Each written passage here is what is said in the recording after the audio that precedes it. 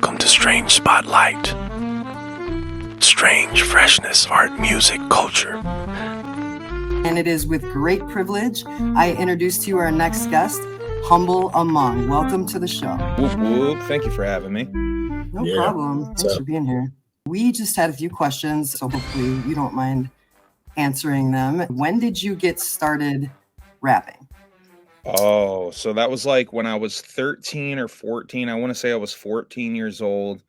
A long time ago. I think the year was 1999. I got a Hewlett-Packard computer with 12 gigabytes on it. Oh. And I also got a microphone from Walmart shortly thereafter. And I started fucking around on that Hewlett-Packard because there's a bunch of free programs. Cool Edit Pro was a free program that I got. And Hammerhead, I think, was a beat making very primitive beat making software that I got. And so I started fucking around on that and making like shitty little parody songs and like cover songs and shit like that. Just fucking around. And then I made like shitty horrorcore songs, just fucking around.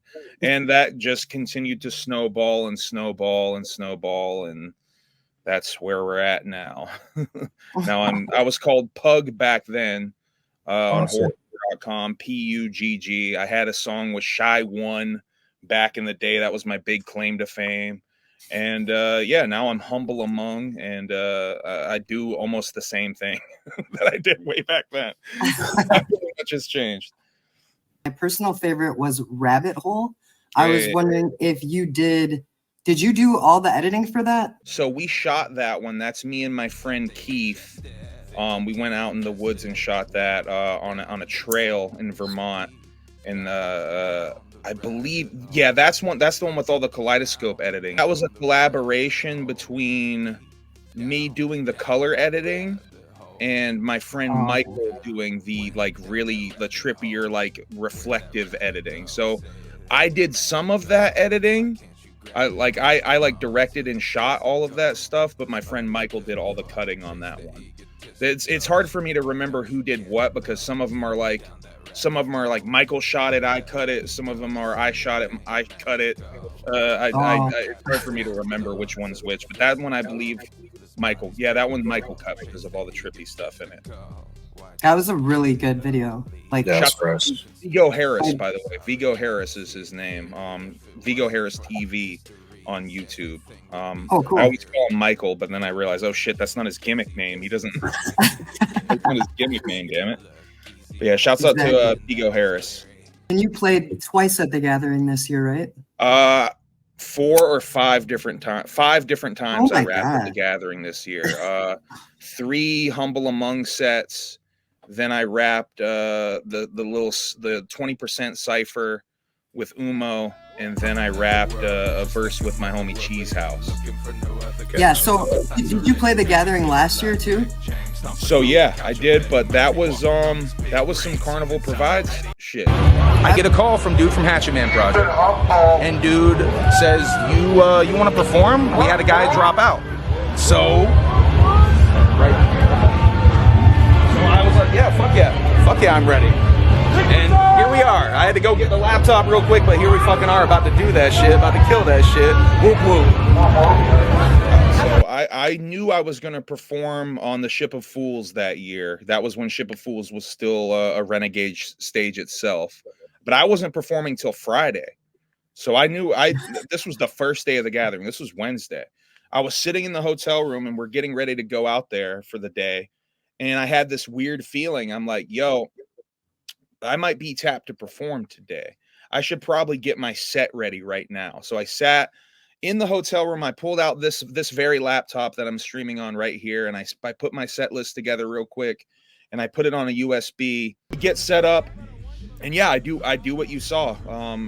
You pretty much can see the whole thing in my doc. And I think I uploaded the whole clip as its own thing. And yeah, I did that performance. I got to close out Martian stage, and wow. I'll be straight up. I was kind of bummed because that stage had like a logo that I really believe is inspired by my logo. I do believe that Violent J. I think Violent J saw that my logo and he's like, "Fuck, we should put clown paint on that shit and drop it as a jersey. And Yep. that they were using that shit on that stage. And I'm like, man, I feel like I should be on that stage. And Wow. I'll be goddamned if the carnival didn't make a course correction for me and put me on that stage. And you know what? If I got to pick, if that year, if I got to pick any spot, not even a stage, a time spot, it would have been that stage, that day, that spot.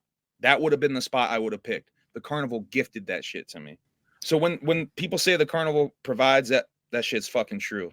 I mean, that's like the strongest example of that shit probably ever happening to me, of like, wow, like the carnival really just took the control for this one. And like, I mean, the sound could have been a little bit better for my set. My mic kept cutting out and shit, but that was an amazing moment for me, because I was up there performing. I didn't know who was going to even show up, you know? And like, I'm just like looking out in the crowd and I'm seeing all these people that I love who pulled up for me. And it was, I mean, it still like blows my mind to think about it. It doesn't even feel real. It feels like a dream. I want to ask you, what's your favorite horror movie? I'm a big fan of Halloween 1, big fan of John Carpenter shit. It's really tough for me to pick one. Clockwork Orange is like one of my favorite movies of all time. I don't know if that counts as a horror movie though. It's pretty scary. Yeah. It's pretty trippy. The Shining also. The Shining is really up there for me. Cool. Yeah. Shit.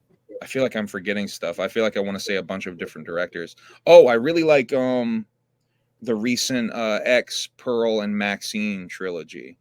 I'm a big fan of those. I think those are 3 fantastic horror movies. How long have you and M been together? Oh shit! So we just passed our 3rd anniversary. We met in 2021. Actually, last day of the gathering. I mean, really, the gathering was over. She was not a Juggalo at the time. She was a regular Ohio citizen.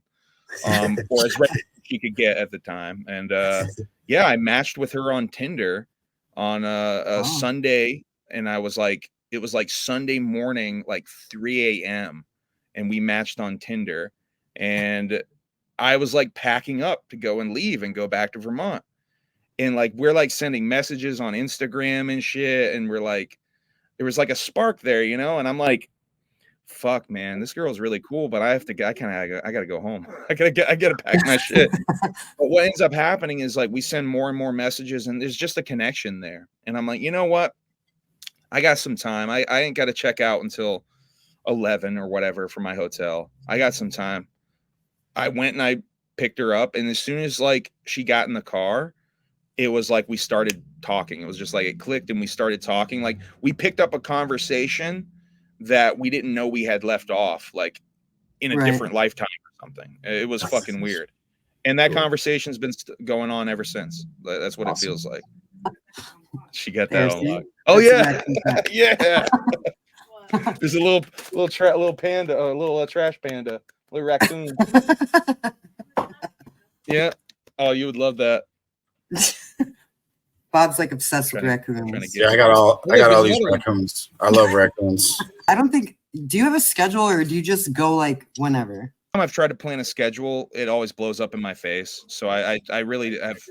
I wanted, when I first started the Humble Among broadcast system, my initial gimmick is I wanted it to feel like pirate radio, where like I can just turn it on and broadcast, and like whenever I want. And then so I've always wanted to keep it like that, and feeling like it could be like a pirate radio station where I could turn it on at any point, and you really never know when I'll go live.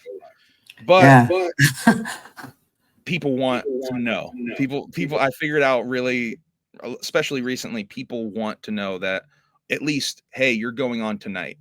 Like, so I try to give people a post like a day, the day or the day before, letting them know that something's going to happen. But still to this day, if like I have a stream coming up Friday that I probably should be promoting a little bit more with some homies that are going to be on a panel.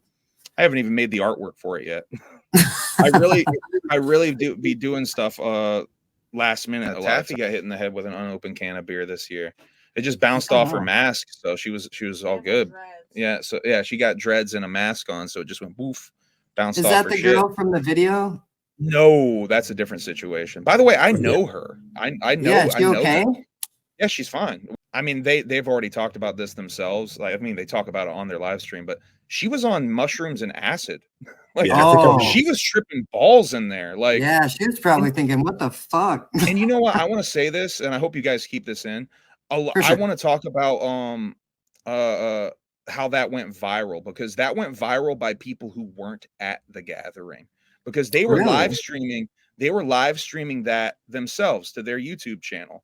So the people that took that clip that weren't even in that pit to be hit in the head by a 2-liter, fuck you. You know what? Fuck you. You're not even. Exactly. She's more real than you, because she's actually in that pit getting hit with a motherfucking 2-liter. You ain't even showing up to the motherfucking gathering to get hit with a 2-liter, bitch. You're just in your bedroom screen capping their content and sharing it on TikTok, being like, some TikTok girl. Bitch, you're sharing it on TikTok. You're the TikTok girl. Fucking bitch boy ass motherfucker. Anyway, sorry. Cut my No, it's great. I don't have Emily will bring a few things to every show, but she's mostly just bringing her personality to the show, and she's Which is waiting to see beautiful. what I say. A Yeah. lot of stuff, like, she don't even know I'm going to talk about a lot of the stuff on the show, because I wait to surprise her to get real reactions and shit. They're going to smoke Michigan weed with you, and you're going to rap. I'll be her hype girl. I'll do it. I got her. We could both cover our eyes so nobody can see us. She'll rap the Avril Lavigne verse, she said. There you go. Yeah. Hell yeah. If you're ever thinking about quitting, no matter what it is, not just like your life or whatever, if it's something you truly love and that you enjoy doing, don't quit. Don't quit, because the only thing that every winner has in common, there's one thing, and it's the same thing, and it's that they didn't quit. No matter how long it took them to succeed, they didn't quit. So whatever you're doing, as long as you're having fun with it and yet you enjoy it, that's all that really matters at the end of the day. And if you do get successful at it, that's just the icing on the cake. So regardless if it's your life or artistic pursuits or whatever, don't quit. Trust me, do not quit. Oh, look, see? That's someone calling me right there. You're like, All right. don't quit. I really got to quit now, though. Appreciate Tell you, dude. Emily thank you and that we love her. She's amazing and beautiful and perfect and One last thing. absolutely symmetrical. One last thing. Looking in the camera. All you need is love. At the end of the day, that's all you need. There you Whoop, go. whoop. Whoop, whoop. Whoop whoop. Thank you, guys. See you, man. Thank you. Thank you, Emily.